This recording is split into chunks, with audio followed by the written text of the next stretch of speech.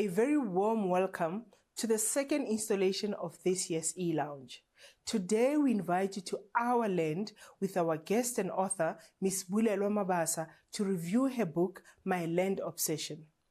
Born into the so-called four-roomed family home in Meadowlands, Soweto at the height of apartheid, Bulelwa shares her colorful Christian upbringing, framed by the lived experiences of her grandparents who endured land dispossession in the form of the Group Areas Act and the migrant labor system.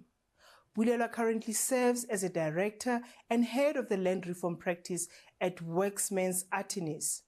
She has been dubbed a leader in her field, given her appointment by President Cyril Ramaphosa to serve as the only attorney on the Presidential Advisory Panel on Land Reform in 2018. She is a recipient of the Best in Land Rights and Thought Leadership, Innovation and Academia at the Women in Law Awards, which took place in 2022. Her contribution to the body of knowledge through a publication titled Land in South Africa, Contested Meanings and Nation Formation comes highly recommended. Insights and inspiration stimulate great conversations. The e-lounge is one of our knowledge platforms anchored on our values of learning and leadership. We do hope that you will tune in, you will engage, and take away knowledge from this great conversation. And remember that those who desire to lead should read.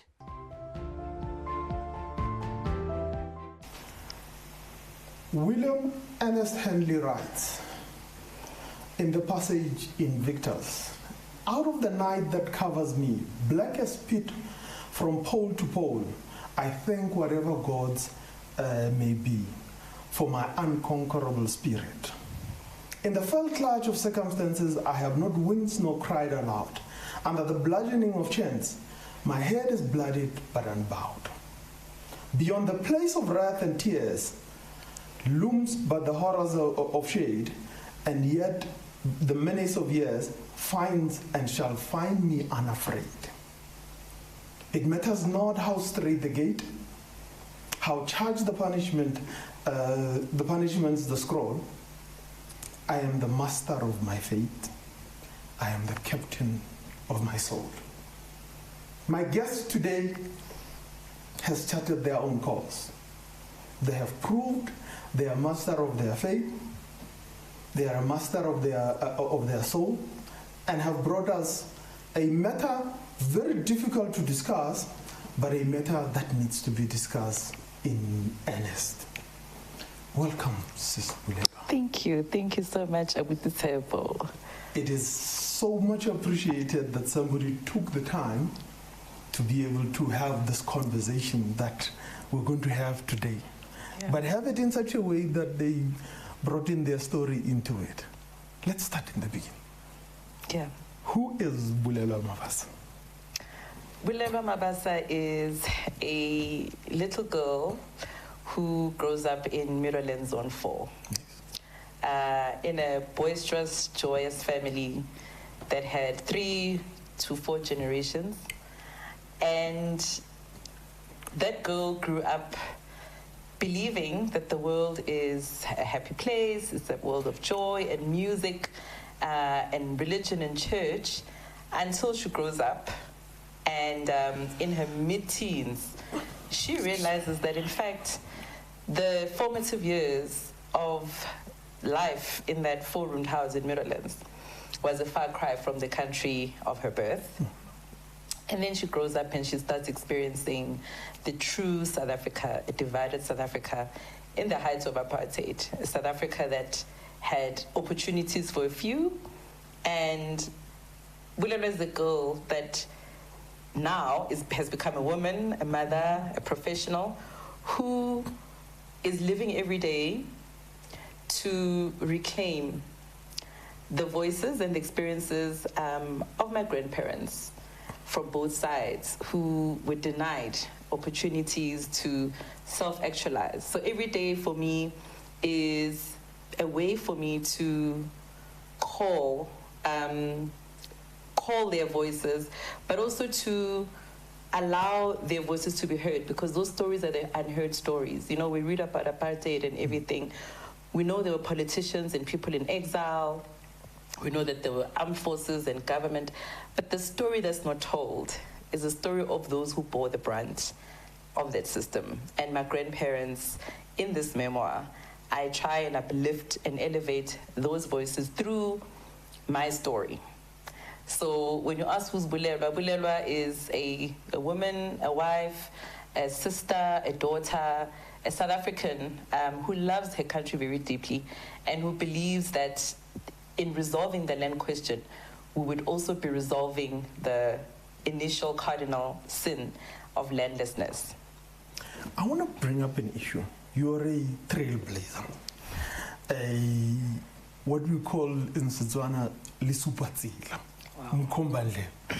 Now, in the space where most people, when you're they call it in over the dinner table, it's stuff that you shouldn't speak about over the dinner table. People look down. Yeah. Now, in you choosing to be a trailblazer, let's talk about Utata, your grandmother, yes, and everybody who was there in your formative years. Because in as much as that bit is there, and you look at it in a particular manner, but there's also a bit where the bravery was built there. So I never set out to be a trailblazer. Okay. I don't even think that was a vocabulary, when I grew up. But what I can tell you is that growing up in that household in Zone 4 Meadowlands, or when I was in Marapiane, where my mother came from, there was always this deliberate, conscious voice that came from my grandfather or my grandmother to say, you are worthy. You can go far. You can go into places where we can't even access. Yeah. And as a child, because you're a sponge, the more you hear it, you believe it. And I think that was the ammunition or the armor that I presented myself to the world as. And I don't know where they were getting that wisdom. I don't know why it was important to them to raise me to believe in myself, And it wasn't just Uma or Dad. It was also who would say to me, you are black and beautiful. My mother used to bath me and celebrate my black skin. And they would just always speak positivity into me, and they said to me, you are intelligent,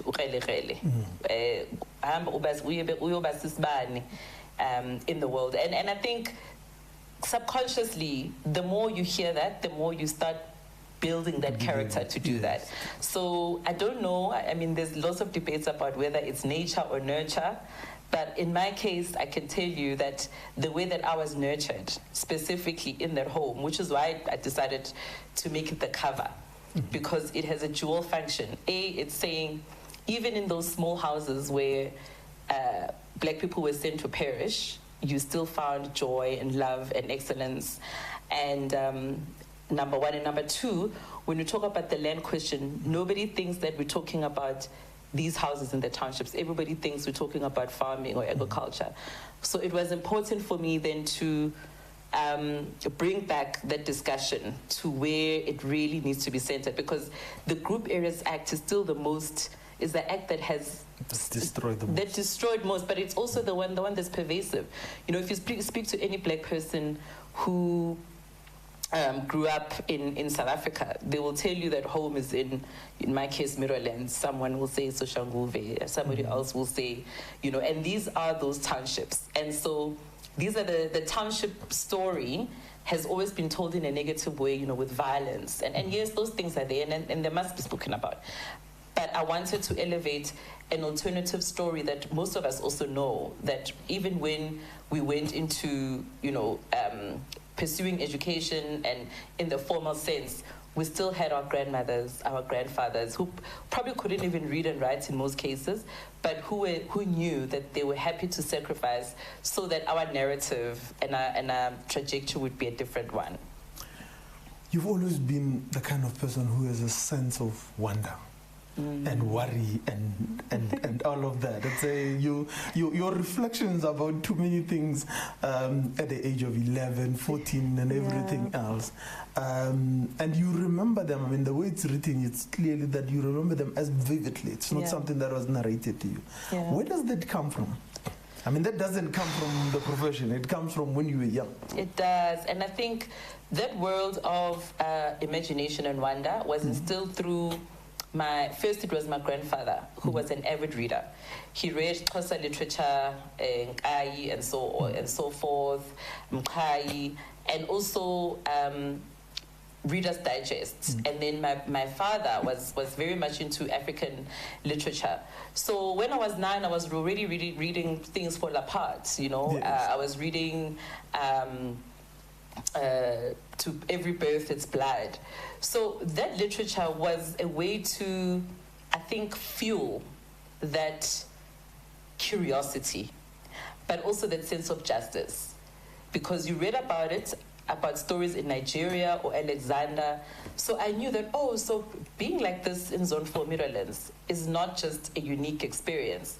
It's actually the Black experience that could be a story from Angola or anywhere else. So that's what kept me going. It's that I was buried in books. And that was what catapulted the idea of social justice.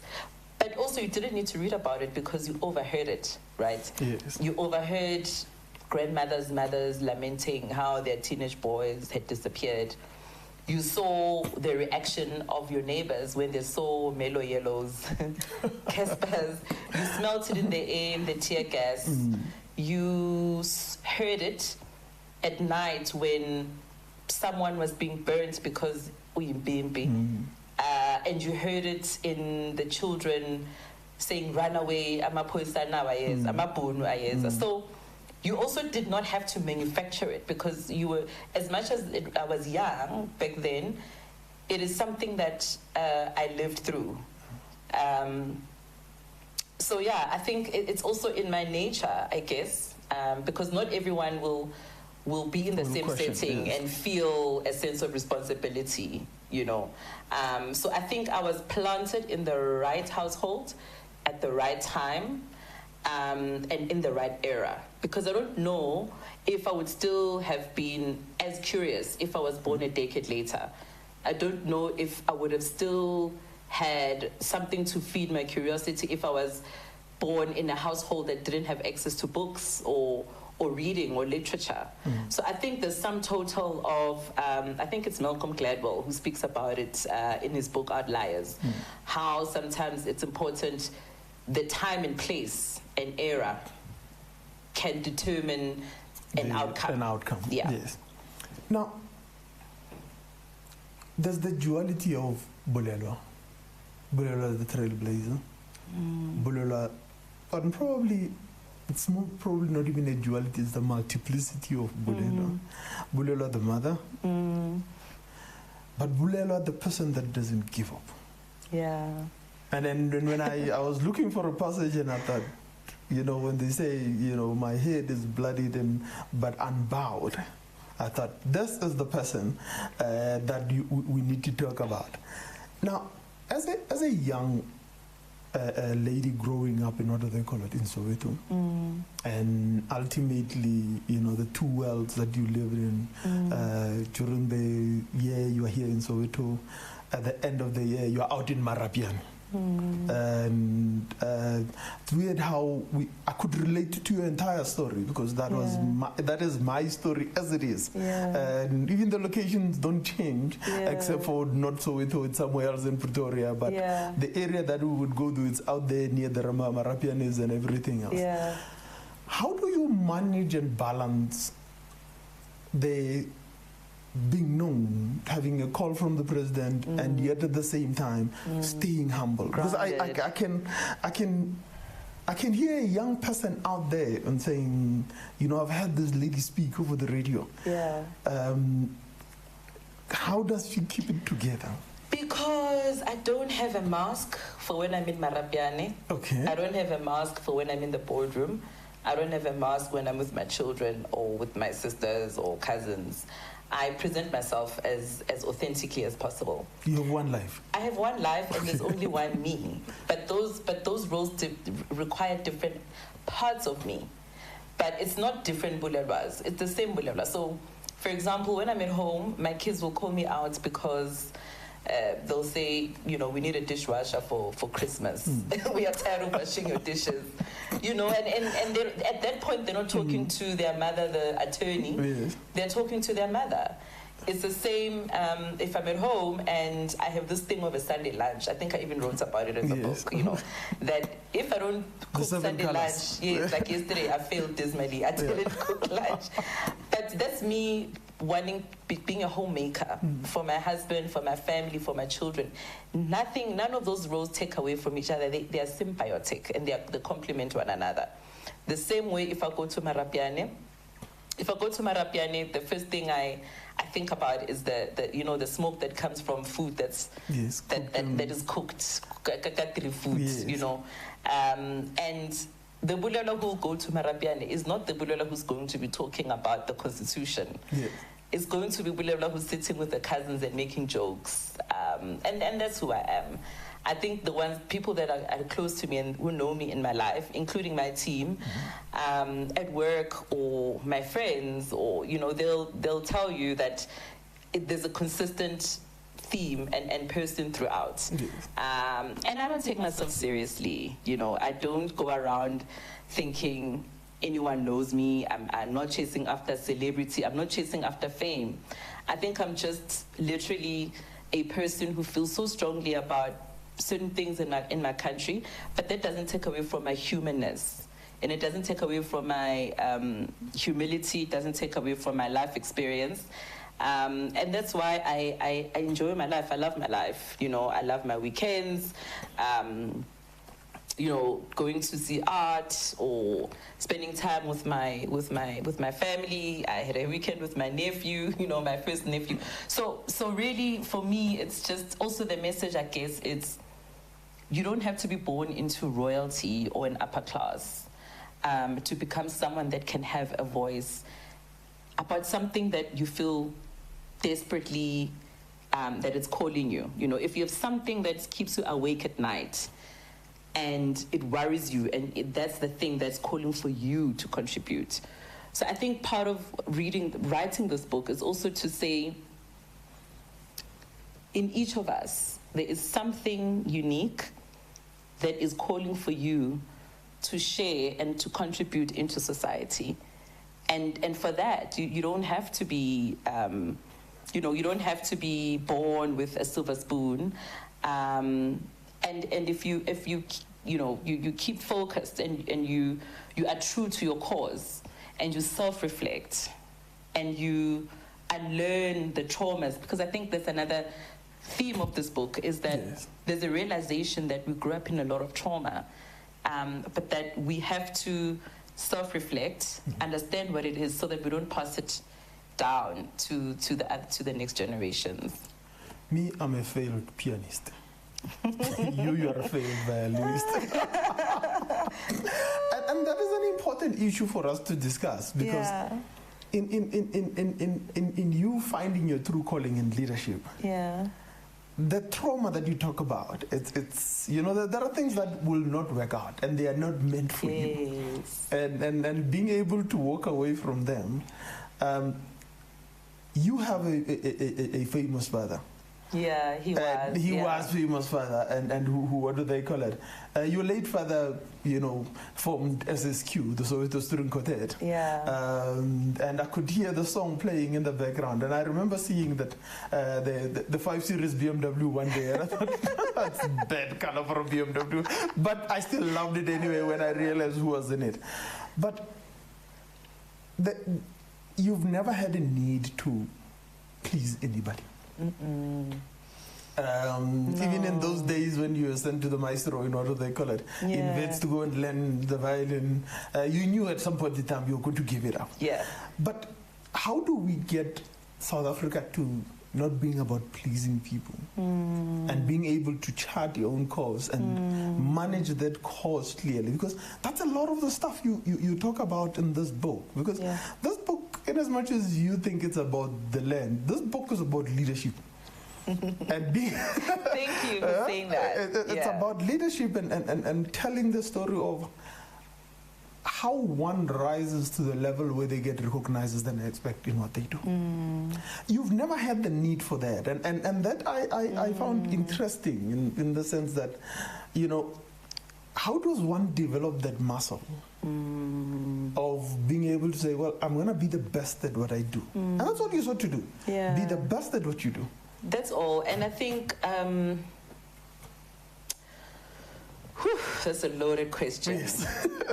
It's a loaded question, but when I reflect and I think about what my grandmother could have become, so remember, she was spotted probably in the 1920s as a potential soloist in a choir. And the missionaries came and they said to her, we want her. And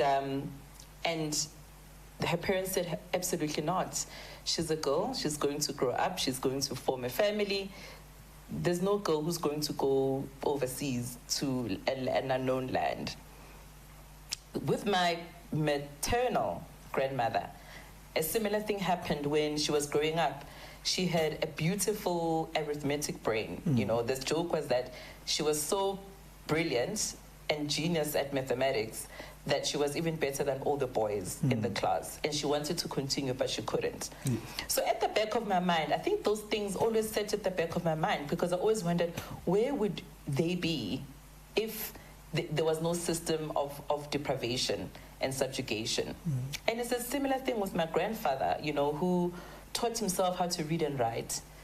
Not only to read and write, became an avid reader, but also learned how to read and write music up to a point where he was one of the biggest choristers and soloists.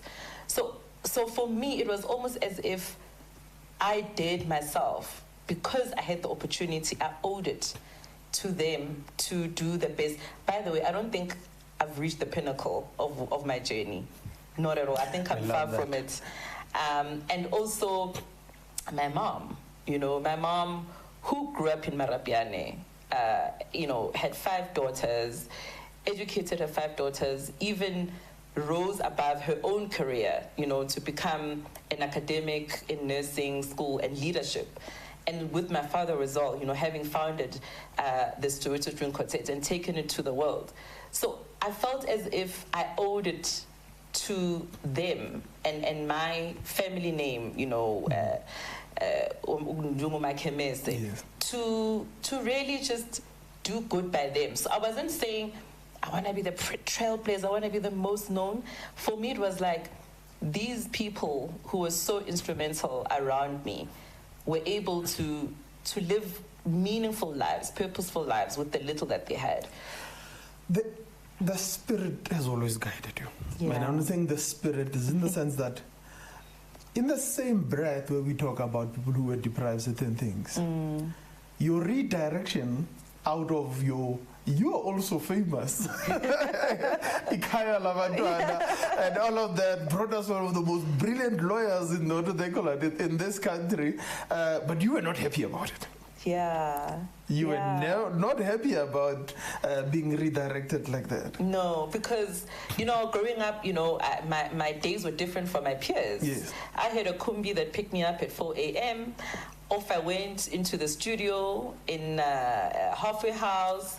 I was sitting with cameras like this and lights, and it was fun for me. I had to learn a few lines. It was a good way to escape boring school. We'd go to museums and zoos and so forth. So I felt this is naturally where I belong, in front of the camera. So, but my father, when the second contract came to renew for other programs on TV, he said, absolutely not. You're going to focus on your education.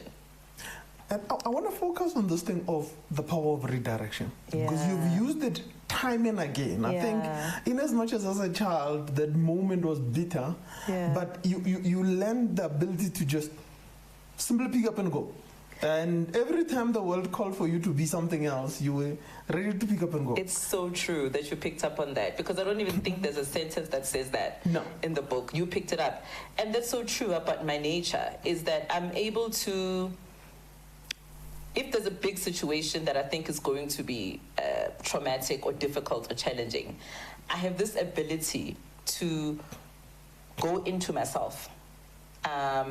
Rechannel. I don't dwell I don't dwell, I mean, even there was a point where even after I lost my mother, for example, I had a newborn baby. I think, no, actually I was 6 months pregnant when I lost my mother. But I saw her birth as a renewal, as opposed to an ending of me as a daughter. Even, for example, I had so many rejections, as you can read in the book, in various stages. I always trust that, God, my ancestors are putting me here because they know that I have the tools to catapult into even a higher level. And for me, that's been my guiding force always, to say, wherever I am placed, I know that I'm moving with the Spirit, and provision will be made. I just have to show up for the opportunity.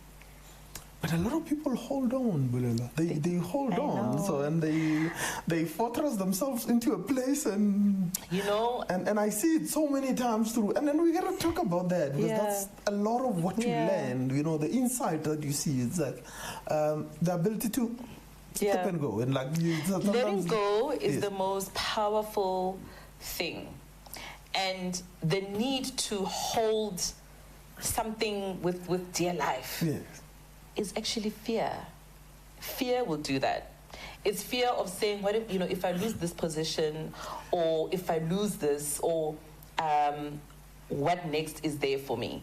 And for me, it's once you don't, and fear will always be there. I mean, I think I'd be insincere if I said there are no moments where I feel scared.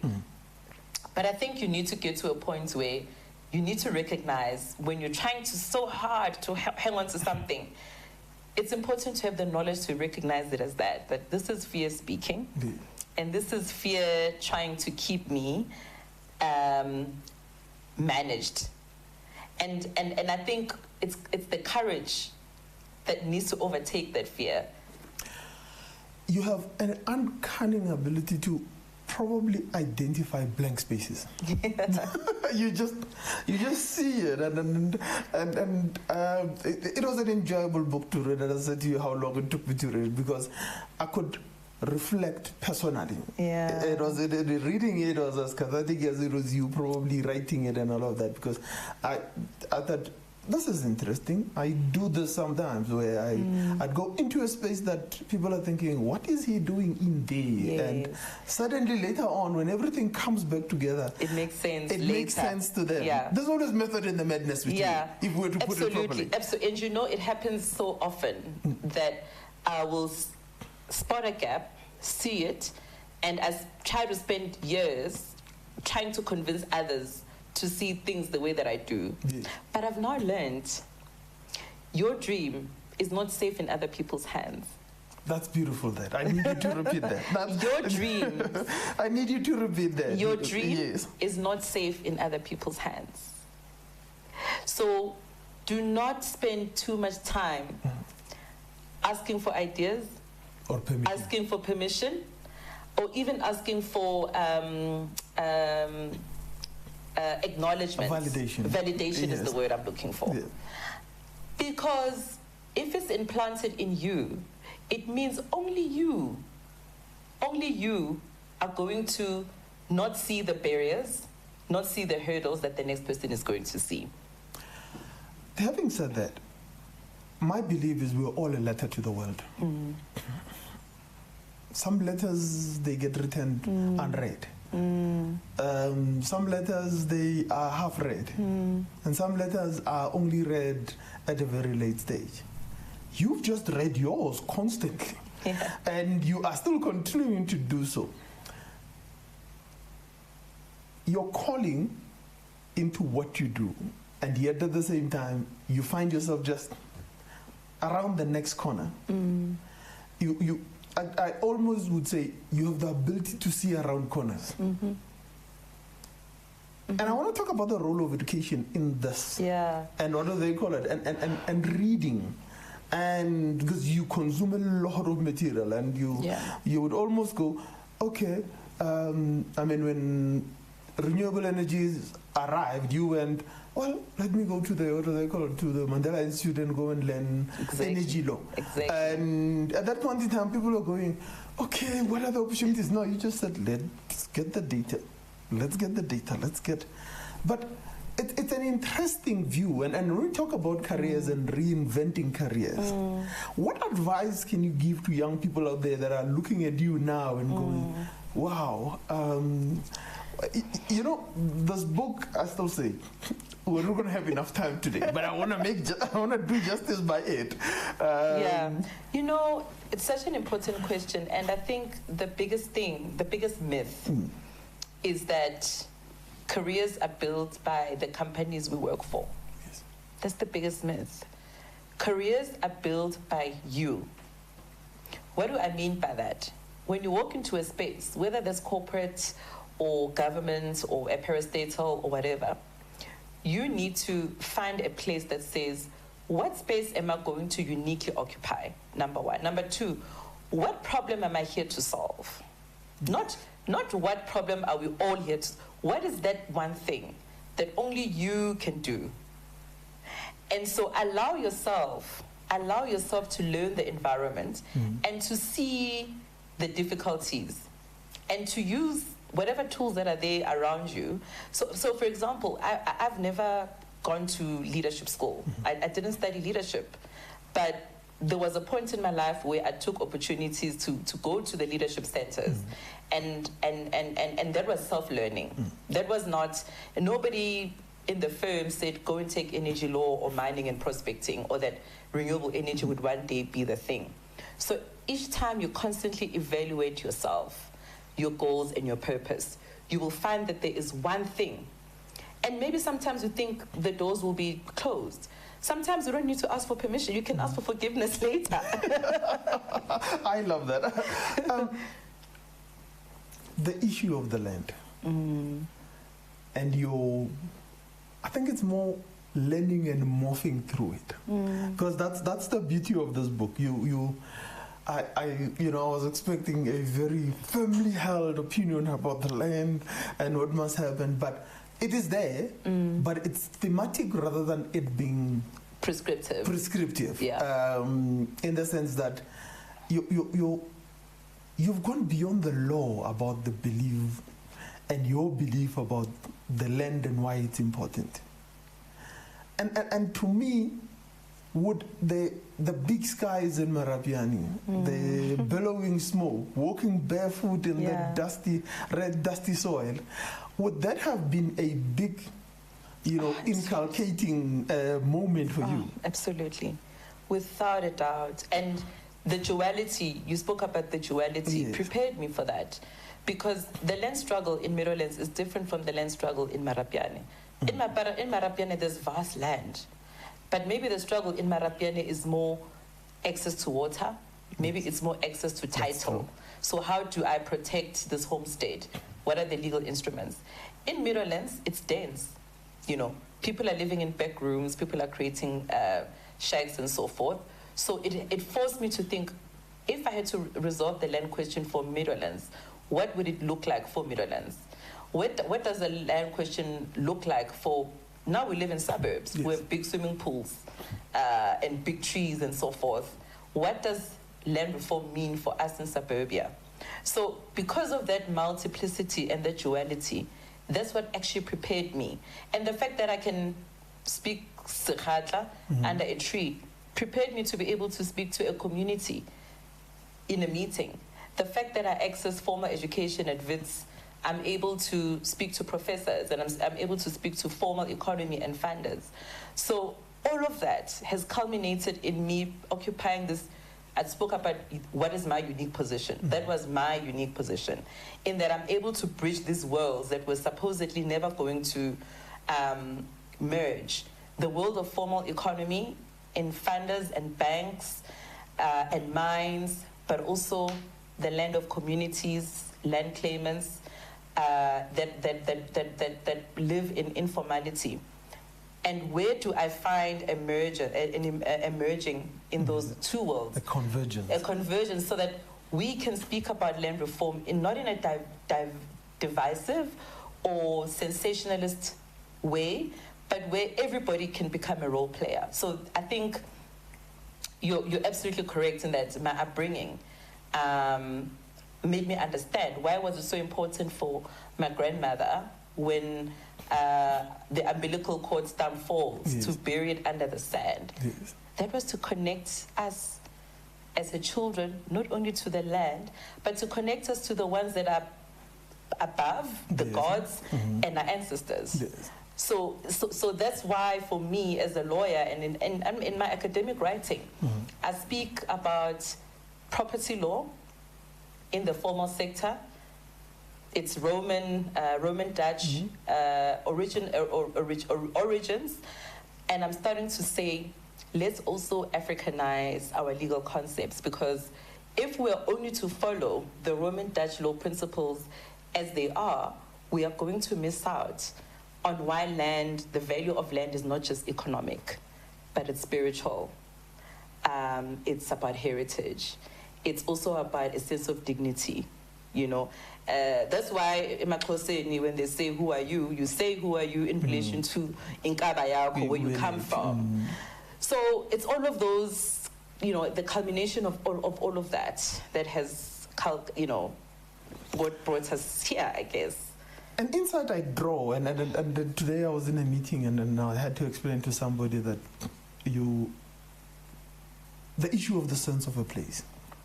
And we were having a conversation about the Gautrain and, you know, how certain unique features of it, I cannot go and rip out and renovate because, you know, I cannot find a tile that was used in those days and they no more make it and some, you know, that sort.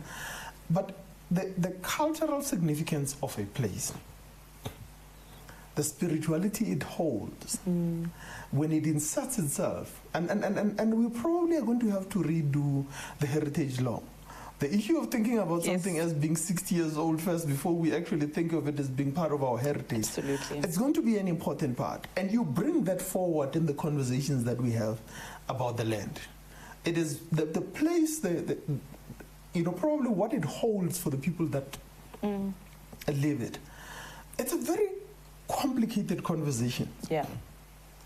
But yet at the same time, you've simplified it. Thank you. And I probably would like people to go and look at this book, because a lot of people have a strange relationship with the land. They know they think they want it, but they also don't know why they want it. Yeah. In my language, we call it mabu, and it means the soil. It's, you know, what stands between you and your world is that where you stood as a child and everything else. But your ability to articulate these things at the level of a boardroom and under a tree.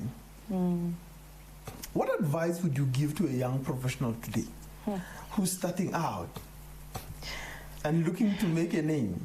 You know, not forgetting that you were quite fancy when you arrived at Vraxman and they used to call you Lady Glamour. I will leave that. I can see it. But, you know, how does one, you know, sit with kings but not lose the common touch? Yeah. And you know, what advice would you give to a youngster? I think for young people, especially the ones who were able to access education, whether you've become an engineer or you've become a quantity surveyor or a lawyer, or have you ever stopped to think, and once you've mastered your craft, obviously, have you stopped and thought, what if there's an alternative way of thinking? What if there's an alternative way that is calling for us to find solutions, right? What do I mean by that? Don't discard what you would have been told by your uncle because he didn't access formal education. Find wisdom in your upbringing. Wow. Find wisdom in your upbringing. African indigenous knowledge systems are exactly what the buzzword is ESG. But all of those were originated with how Africans were able to live in harmony with our environment, Yes. in harmony with our communities. It was about shared experiences. It's not about a winner takes all. It's about sustainability. So in your professional world, think deeply and beyond the Eurocentric knowledge system. Find ways in which we can find new solutions for an African continent that are going to be fit for purpose, that are going to be sustainable. And I dare to challenge them to say, you will find that even with your drunk uncle or your uneducated grandmother, there's a lot of wisdom that you can bring into your professional life and your professional setting that will set you apart. That brings me neatly into the issue of mentorship. And those who had, put their arm out or, put their necks out to support you. And the role of mentorship in growing young leaders. Yeah. Whew. And the roles you've taken on now, in order they call it in your firm, and how you've taken on that. Take us a little bit through, a few of the people who you believe actually just opened up doors. There's a narrative in our country that white people don't open doors, they don't run to train or whatever. I have the direct opposite experience in my career where, for example, the current chairperson in my organization was always an enabler. When I spoke about, sometimes I wake up and have an idea and you need that person who's going to be your ambassador in a room where you are not there. Yes. They are busy punting for you. So he was one of those people who, when I said, I think land reform in the next 20 years is going to be a big issue. Can we start that? And he said, yes, do it. So you need those people.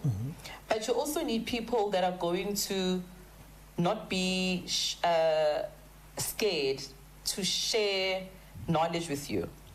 You cannot be a mentor to anybody if you don't trust your own skills. Yes.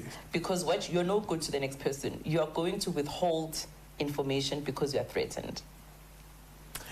That's incredible there, because the self-preservation is natural to all of us. And you think you're preserving, but in actual fact, there's a level of you end up being irrelevant at some point in time. Because if you come from if you are moved by a spirit of lack, you will not see abundance. So I'm able to say, let's bring more people into the room.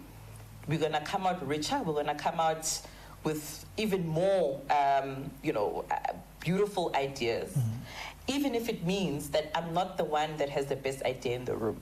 So you can't fear the fact that others will be better than you in other areas. So for me, that's what has always been my guiding force about leadership, is to say the world is so abundant that given an opportunity, there's space for everybody to shine. I love that. Build a longer table, don't build high walls. Yeah. Now, with that said, there's the bit where you bring on youngsters. And we got to talk about the good and the bad of mentoring. Yes.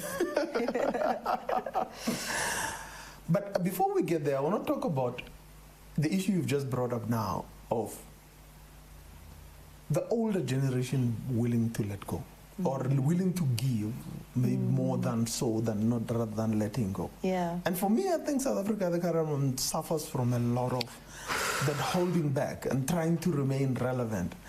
What advice could you give to, what I normally give to a lot of people is that every time I've taught a youngster, I've also learned in the process. Yes. And also learn to also question my beliefs and all that. Absolutely. And for me, that has always been, as I read through the book, I get the sense that you thrive in learning from other people. Yeah. I'm not precious about being the smartest, the most brilliant. You've correctly pointed out that in mentorship, actually you learn. Mentorship is not just a give, it's a give and take. I've learned so much about the youngsters in my team, for example. They've taught me the importance of when you're saying you take a rest, take a rest. Yeah. I come from a school of thought that said, even during the holidays, I'm checking my emails. I'm learning that. I'm learning that skill, But it's also learning how far you need to go to support someone, because someone also has to do their bit. So mentorship is not giving someone tools all the time. And mentorship, by the way, could mean you train people and they're so excellent that you're training them for the next career that's not with you. Oh, letting go. Letting go. Letting go. Arthur, end the prayer.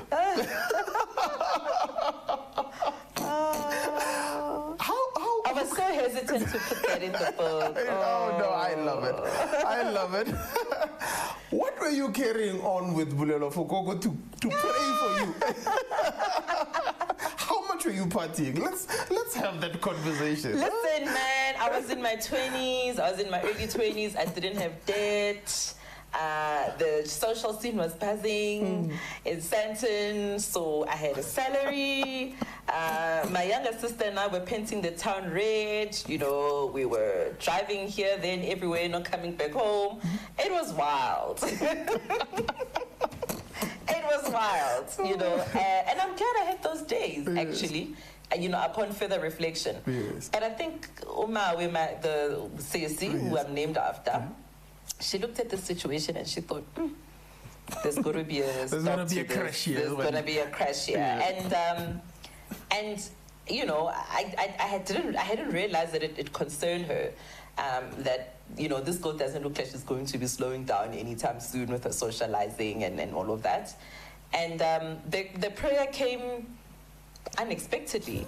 And it was a very exact prayer. It was very exact. And I remember thinking, sure, for her to make the trip from Meadowlands to their parents' home, and they must have had a pre-meeting about this. They were like, yo. So I obliged, and I think about a month or two later, then I met Arthur. And the rest is history. The rest is history. He was literally my grandmother's prayer answered for me. Because I think she felt everything was in place for me in my life, my career and everything. And for me, I think she also sensed the sense of disconnection and loneliness that only a companion, true companion, could add to. I want to talk about something important. Yeah.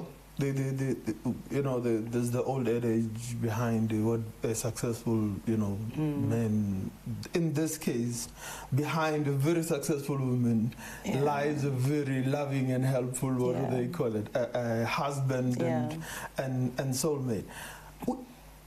I don't think we speak enough about our partners to be able to acknowledge the role they play. Yeah. And just simply having a partner. I'm not saying getting married. No. Having somebody you can bounce your ideas against, and somebody who could be there. When you reflect in the book, you reflect openly about it. Yeah. But it's something we speak about in the wrong way. Yeah. Right now, we talk about marriage and most of other things, but to me, it's about having a partner and a soulmate and somebody who will balance you out. When Bulelwa goes off and study another course, there's somebody who's there to be able to make sure that the house still is buzzing. I mean, driving here, we spoke, him and I said, oh, I'm having this anxious feeling up at the interview, and he calmed me down. He said, remember, this is your story. So you can't do badly. It's not possible. It's not possible, Yes. So I'm trying to look if we've had any questions from online. Yeah. So he's been so instrumental. Remember, I met him when I was only 23.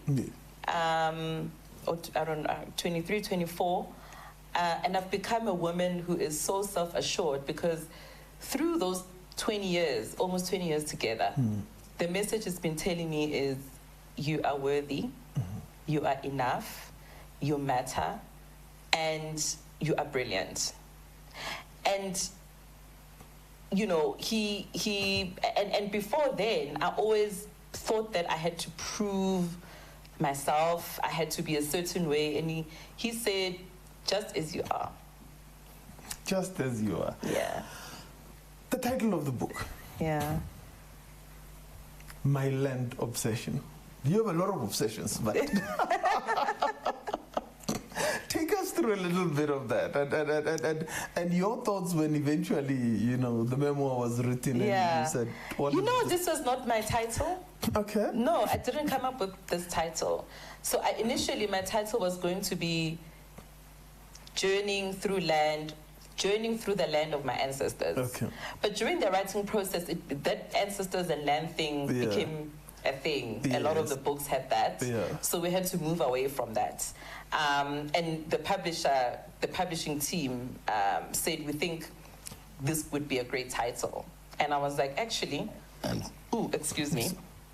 They said this would be a great title. And I said, actually, because of the way that it's written, you know what it's like? It's like giving birth to a child and they don't have a name. And then you have to look at the child to find a name that suits them. That's what happened with the book. Because then the fact that it says my means that it's my story, and it lends itself to it being written in a memoir form. What, in your original idea of what the book should become, what would you like people to reflect upon? I've reflected upon too many things. Yeah. Maybe it's because stories being similar and what do they call it? Relatability. And relatability and all of that, and probably, you know, half the time I could see myself carrying on with things and all of that in the book. But what is the message that you would... I've got too many insights for me to can even draw one out of what do they call it, out of that. So you took out leadership. Yes. Leadership, definitely. For me, it was also homemaking while building a career, a profession. Yes, that's one role. It was African spirituality, its place in the world, in science and everything. But it is also about self-development. It is also about diversity. It's about diversity. Yes, it is about diversity. It is also about deconstructing the land question in a sensible and understandable way. I wanted people to, after reading this book, they must say, I actually know a little bit more now about the land issue, where the blockages are, where the challenges are, and hopefully where I can take this forward. This is a conversation starter. It's not supposed to be a solution for everything. And maybe there's another book coming, who knows? No, there should be a book coming. There should be a book coming. For me, the bigger insight is creating accessibility to the land question. Yes. And to me is creating that accessibility to a question that had just sat there, and we all have an opinion about it. But very few people can actually put down their hand on it and say, what are we looking at? You know? It was exactly that, because I wanted non-lawyers or non-parliamentarians or anyone to pick it up and feel, I get it. It wasn't meant to be an academic undertaking. I've already got the textbook, which is there for it's scholarly, but I want our daughters to read it and debate it. I want any person on the streets to say, okay, I see it. But I also want West South Africa to look at it and say, sure, we had no idea that right under our noses, this is what people are being subjected to. And how can I then become part of the solution? Bulelwa, me and you can talk until the cows come home. And I get the sense they're about to come home. Yeah. I can't do this the normal way, where I think everybody and all of that. I have to do something else before I what do they call it? I do that.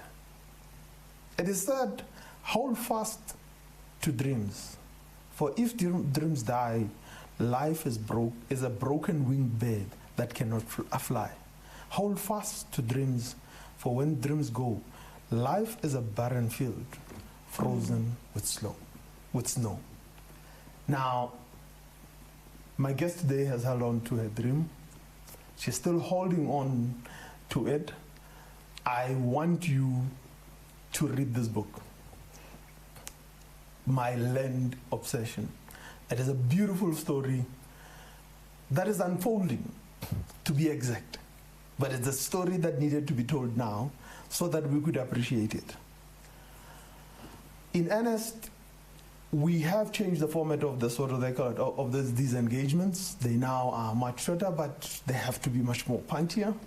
I would have loved to sit here for a very long time, but from me,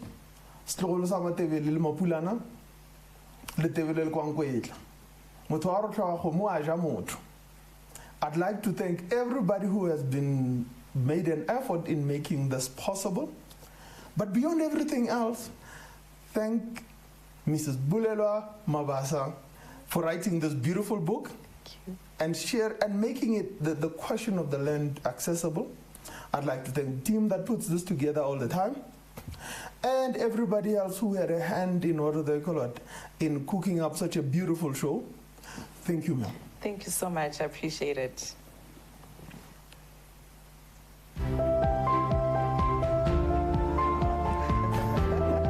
That was so lovely.